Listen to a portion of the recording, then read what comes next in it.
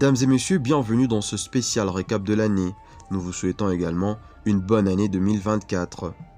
En début de ce récap de l'année en République démocratique du Congo, plusieurs événements marquants ont eu lieu durant l'année écoulée. La plus grosse actualité de l'année 2023 restera sans aucun doute les résultats du scrutin électoral à la présidentielle. Félix Tshisekedi Tshilombo a été proclamé provisoirement président élu de la République démocratique du Congo à l'issue du scrutin du 20 décembre dernier avec plus de 13 215 000 voix de suffrage exprimées, soit 73,34%. Denis Kadima, le président de la CENI, l'a annoncé le 31 décembre 2023 au centre Bosolo à Kinshasa, la capitale.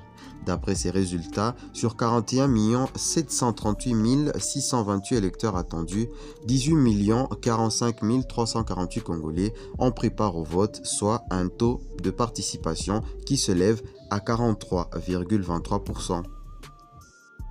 La République démocratique du Congo a également reçu la visite du pape le 31 janvier 2023, un moment historique et important pour la population congolaise, marqué par des cérémonies religieuses et des discours soulignant l'importance de la paix et de la solidarité en République démocratique du Congo.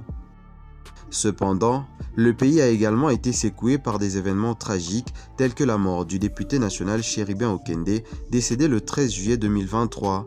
Cette perte a été ressentie au sein de la classe politique congolaise, suscitant des réactions et des interrogations sur les circonstances entourant son décès. Sur le plan militaire, des changements significatifs ont eu lieu avec la nomination de Christian Chiwewe en tant que général d'armée des forces armées de la République démocratique du Congo. Cette nomination importante souligne les ajustements en cours au sein de l'appareil militaire du pays. La nomination d'Edi Kapand à la tête de la 22e région militaire du Katanga s'inscrit aussi dans une série de nominations visant à renforcer la présence et l'efficacité de l'armée dans différentes régions du pays, notamment dans le contexte des défis sécuritaires persistants. Par ailleurs, les nominations de Jean-Pierre Bemba au poste de ministre de la Défense, Vital Kamerhe au poste de ministre de l'Économie nationale indiquent des changements significatifs au sein du gouvernement national, mettant en lumière les efforts pour renforcer les institutions et assurer la stabilité dans le pays, bien que ces différentes nominations ont fait couler beaucoup d'encre. En Afrique, l'année 2023 a également été marquée par la détérioration de la situation sécuritaire au Soudan et les débuts de la guerre civile le 15 avril. Cette guerre meurtrière oppose l'armée régulière et les forces de soutien rapide FSR, fidèles au général Abdel Fattah al-Burhan à la tête de la junte et chef de l'État. Les tentatives de médiation des États-Unis, de l'Arabie Saoudite ou encore du Kenya n'ont pas permis de mettre un terme aux hostilités qui ont fait, selon l'ONU, plus de 6 000 morts et plus de 7 millions de personnes ont dû fuir leur habitation. Le 26 juillet 2023, les membres de l'unité chargée de la protection du président Mohamed Bazoum le renversent. À la tête des putschistes, le général Abdourahmane Tiani justifie son coup de force par la dégradation de la situation sécuritaire au Niger, confronté à des attaques djihadistes. Il s'en est suivi un bras de fer avec la communauté économique des États de l'Afrique de l'Ouest et la communauté internationale, notamment la France entre autres. La CEDEAO a imposé de lourdes sanctions au Niger pour protester contre ce coup d'État. Quant au président Mohamed Bazoum, il est toujours séquestré dans sa résidence de la capitale nigériane en compagnie de son épouse et de son fils. Un mois après la chute du président Mohamed Bazoum, c'est le président gabonais Ali Bongo Ondimba qui briguait un troisième mandat qui s'est fait renverser à son tour. À peine sa réélection proclamée avec 64,27% des voix, c'est le 30 août 2023 que le chef de la garde républicaine, le général Brice Clotaire Oligui Nguema, a annoncé l'annulation du scrutin et la dissolution de toutes les institutions de la République et la fin du régime d'Omar Bongo Ondimba.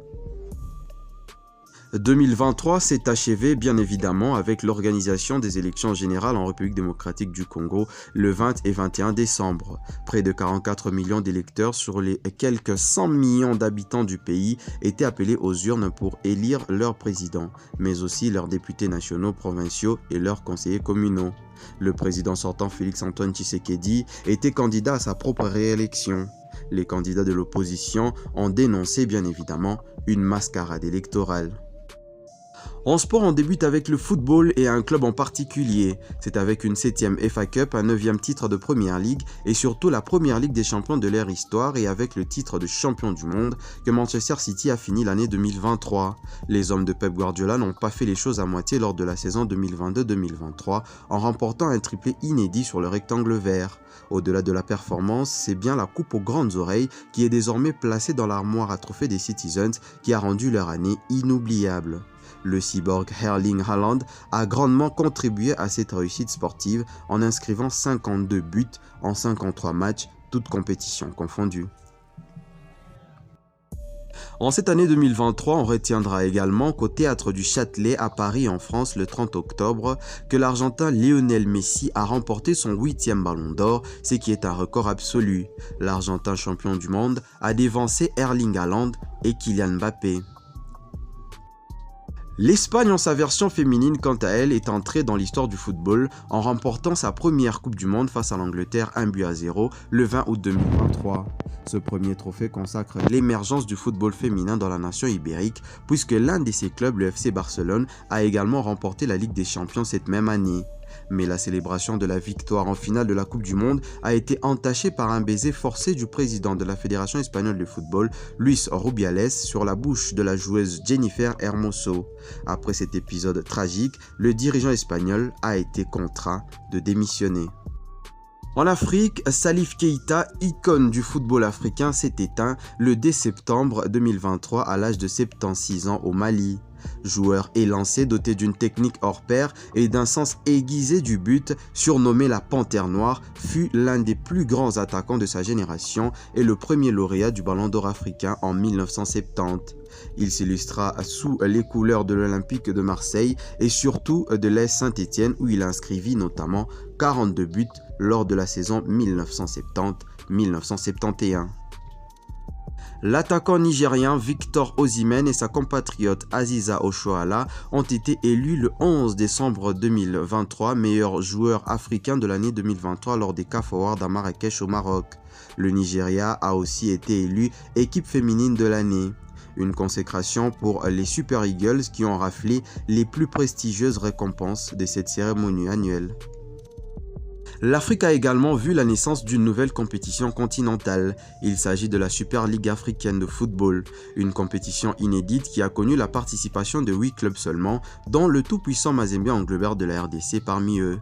Cette première édition de cette compétition, qui sera annuelle désormais, a été remportée par le club sud-africain de Mamelodi Sundowns. La Coupe du Monde de rugby organisée en France du 8 septembre au 28 octobre 2023 a laissé des sentiments partagés aux amateurs de rugby. Pour les Sud-Africains, elle s'est terminée de la plus belle de manière par la victoire finale des Springboks face aux All Blacks 12-11 en finale, qui ont remporté au passage pour la deuxième fois consécutive ce trophée mondial. Pour les Français, les hôtes de la compétition, ce mondial au pays a laissé un goût amer avec une élimination par un petit point d'écart 29-28 en quart de finale face à l'Afrique du Sud, futur champion de la compétition. À 36 ans, Novak Djokovic continue d'inscrire un peu plus son nom dans la légende du tennis mondial.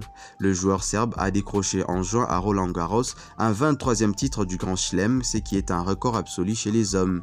Il a ajouté une victoire de plus à son palmarès en remportant l'US Open en septembre, égalant le record détenu depuis 1973 par l'Australien Margaret Court.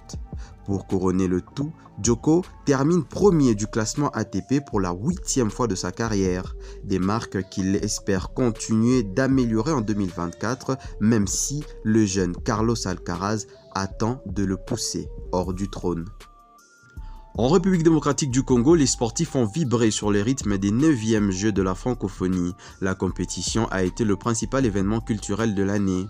La 9e édition des Jeux de la francophonie, qui a eu lieu à Kinshasa du 28 juillet au 6 août 2023, aura rassemblé 3500 participants, dont près de 2000 concurrents, 37 délégations et 600 journalistes accrédités. Ces Jeux ont été une réussite et un moment de fête inoubliable pour le peuple congolais. Et pour finir en sport, les Léopards de la République démocratique du Congo ont décroché leur qualification pour la Coupe d'Afrique des Nations Côte d'Ivoire 2023. Les hommes de Sébastien Desabre sont sortis du groupe I accompagnés de la Mauritanie. Les Léopards vont disputer la CAN dans le groupe F aux côtés du Maroc, la Zambie et la Tanzanie. En culture, l'année 2023 a surtout été l'année d'un seul homme. Bien que son album Formule 7 ait été lancé en fin 2022, ce projet a franchi la barre des 100 millions de streams cette année, une année aux multiples records pour l'Aigle. En 2023, Fally Ipupa a livré pas mal de concerts en Europe. Le 25 novembre dernier, il est parvenu à réunir 40 000 personnes à Paris La Défense Arena pour un concert exclusif et en direct. Une semaine après ces grands spectacles, El Mara, comme il est surnommé par ses fans, a rassemblé plus de 12 000 personnes à l'Ovo Arena de Londres pour un concert exceptionnel. Ensuite, Fally Ipupa s'est produit le 12 décembre à l'ING Arena de Bruxelles devant 15 000 personnes. Une série de spectacles à guichet fermé qui a couronné sa série des Triple Arena. L'année 2023 restera également à jamais gravée dans l'histoire de la carrière musicale du Padre Ferregola. En effet, Jésus de Nuance est entré dans le cercle fermé des grands noms de la musique congolaise qui ont livré un concert dans le temple du football congolais. En réunissant plus de 80 000 personnes au Stade des Martyrs, le Padre avait réussi son pari et avait pu mesurer sa notoriété. L'homme du royaume Kunga a poursuivi son année 2023 avec la sortie de la suite de son album Dynasty durant le mois d'octobre. Plusieurs albums de musique ont également vu le jour sur la scène musicale congolaise en 2023, avec entre autres l'album Gomme du Maestro Fabregas sorti en février, la suite de l'album Légende de Koffi Olomide, l'album Histoire de Patrick Beckham, Détermination de Bunafilé, Réponse des Dépliques Pomba et tant d'autres. Et quand on pense aux tubes qui ont fait vibrer les mélomanes de la musique congolaise durant l'année 2023, on pense en premier à la chanson Tia de l'artiste R.J. Kanyira, sortie le 7 juillet 2023 qui est devenue un tube mondial. Mais il y a également eu des prouesses musicaux du pasteur Denis Lessi, auteur de la chanson Les Tétas. Le titre Mpiaka de Innocent Baloumé, sorti en fin d'année, a également connu un grand succès. Les clips cumulent aujourd'hui plus de 3 millions de vues sur YouTube. Mais il y a également Bizorbi du Padre Ferregola, mais aussi Mayday de la Renta mal accompagné de Fally Ipupa qui ont marqué l'année 2023. Et sur le plan international, plusieurs artistes ont livré des concerts exceptionnels à l'image des Nigériens Rema, Burna Boy et Wizkid qui ont rempli les plus grandes salles d'Europe. Mais au même titre, le Malien Sidiki Diabaté s'est également démarqué en livrant un énorme show à l'Accor Hotel Arena ex-Bercy le 17 novembre 2023. C'est par ici, dames et messieurs, que l'on met fin à ces spéciales récap de l'année. Merci à vous de nous suivre. N'oubliez pas de vous abonner et de partager, cela soutient la chaîne et nous booste à faire encore mieux et surtout pour cette année 2024. On s'est dit au revoir et on se retrouve comme d'habitude le week-end prochain.